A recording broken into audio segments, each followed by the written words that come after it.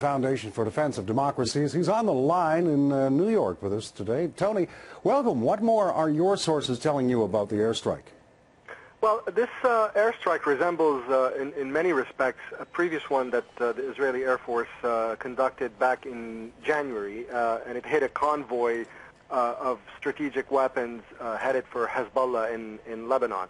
Now, it does seem that something along those lines happened again, maybe long-range missiles that were being transported.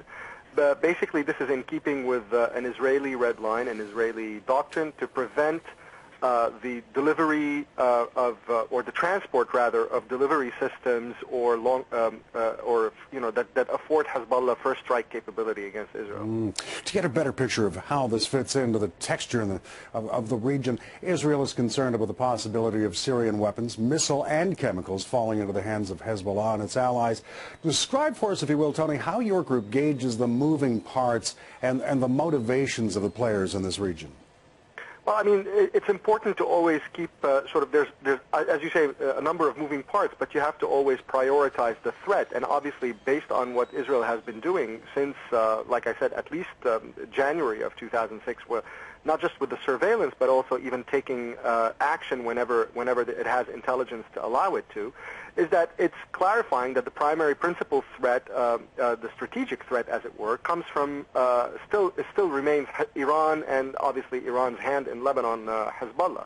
Now, clearly, there's a lot of other stuff moving around in Syria, which might become a threat down the road. But for now, clearly, the priority remains that. This week, U.S. Defense Secretary Chuck Hagel said the administration was considering arming Syrian rebels. How difficult a job deciding which rebels to arm is that?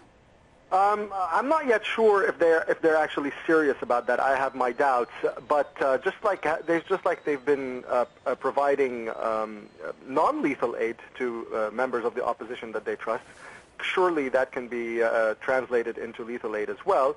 As you know, there's also the Jordanians, for instance, have been working with many a group near the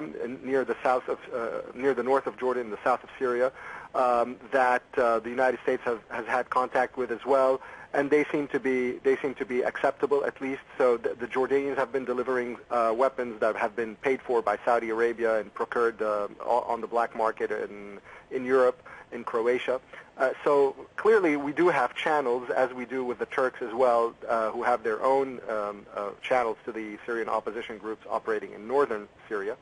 So there are possibilities. You just have to have a leading role for the United States, and you have to have a comprehensive strategy, because it's not just about delivering weapons. It's about training the groups to use these weapons, and they have to be specialized weapons that address specific threats.